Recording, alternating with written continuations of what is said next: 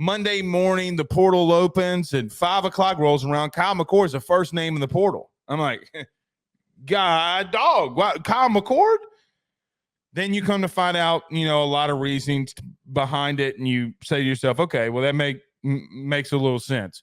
Goes to Nebraska, moves on from Nebraska, and then now is committed to Syracuse. What's your thoughts on him going to the Qs? First of all, it's completely non-factual for anyone who is saying that he came in and demanded a raise and all that stuff. Kyle McCord was told that they were going to add competition to the quarterback room, and he made the right business decision in trying to pursue a better opportunity for himself. And throughout this process, we saw Nebraska, and I didn't think that was a good fit. And just simply for him to transition from a Big Ten school to another Big Ten school that is more run-centric, that had a lot of trouble throwing the football, that had a total lack of success moving the ball through the air, not a lot of receiver talent, all that stuff. I didn't like that. And then for the possibility to be competing with Ohio State in the Big Ten, he was going to be cast in such a negative light like he's being right now. People are trying to cast him in this negative light that he was immature and didn't, demanded and made some crazy demands.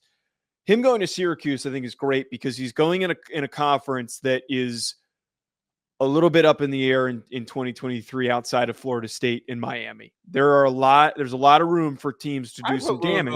I put Louisville in there. And Louisville, sorry, I forgot about Louisville. Mm-hmm. That roster has added 2 talented receivers in Jackson Meeks and Yazeed Haynes. They already have a 1,000-yard rusher in Lakeem Allen, and then their tight end wide receiver hybrid, Arande Gadsden, had almost 1,000-yard season 2 years ago, got hurt this year. Guy is extremely talented. That offense is capable of being very explosive, and he's getting to transition from a team that I felt like was putting a lot of pressure on his shoulders to perform. I don't think it's going to be the same thing here with Syracuse in 2023. I love the direction that Fran Brown has this team going in, and this schedule that they're going to be playing. Do not be shocked.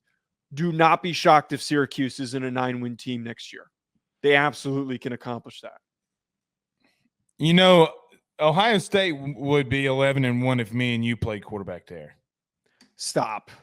I was critical of him. We were both critical of him. He played like shit, but he still played well in other games this year. He's still a former 5-star good quarterback. Well, so is DJU. DJU stinks. Okay. I mean, he's still a former 5-star, quarterback. I like the fit in the sense of that for Syracuse more than I do Kyle McCord. Let me explain. We have no idea what this is about to look like. Now, we can have a somewhat of an understanding. Now, I think Syracuse, they sit good for, a good defensive line. Like I think the Diggs kid from A&M, he may be going to Syracuse. They'll add some pieces. But I just don't know how much of it makes sense at the current moment for Kyle McCord because you don't know how your first-time head coach ever. I think it's a little risk. I think it's less risk of knowing what will happen with Matt Rule versus him going to Syracuse. But he gets out of the Big Ten. He doesn't have to hear the shit all the time. Okay, he can go and redo some things. He'll be in New York, and if he does good, there's no telling what will happen for him. I agree that they could be an 8, maybe at max 9-win team as of right now, knowing what I know right now, okay, in December. But Notre Dame rotates off, if I'm not mistaken. Like, they don't play Notre Dame next year, right? They don't.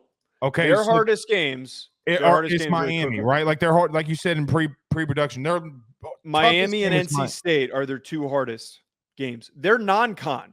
This is the crazy part. I pulled up their schedule and I was like, okay, who's going to be their challenge in non-con?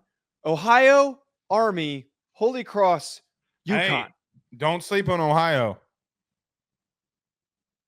Did you know quarterback just transferred?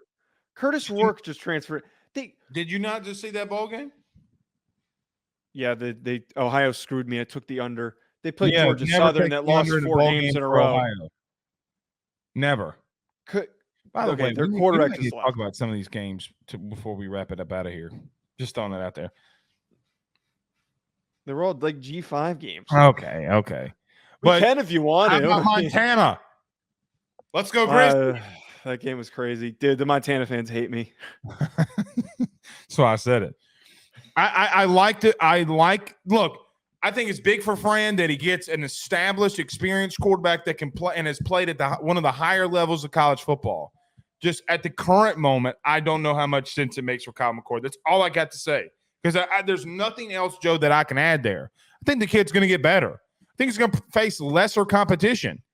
But that's kind of what I'm getting at here is there's less of a gauntlet. The corners that you face in the Big Ten are not, it's not like you're playing SEC or Pac-12 caliber corners, but the front sevens that you're getting that are just kicking the shit out of you on a week-to-week basis, there is a huge difference between the ACC and the Big Ten. He's not going to get hit as much, and he's got all these weapons to work with. I just think with all of his presented options, the only two that seemed like they had actual smoke to them were Syracuse and were Nebraska. And I think Miami was rumored, and it seems like they were treating him as all these other teams were going to treat him like a secondary option. And he shouldn't, he should respect himself enough to say, I'm not going to go somewhere that's going to say, let's just wait till Cam Ward decides and then you can come, buddy. That's who literally could be the guy who ends up taking his job at Ohio State.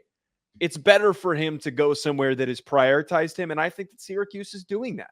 BetOnline remains your top spot for all of your live betting action and contests. NFL, college football, UFC, NHL are all in full swing.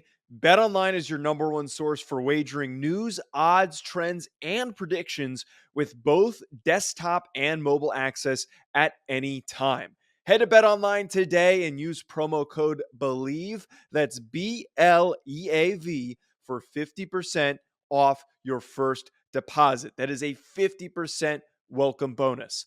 BetOnline, where the game starts.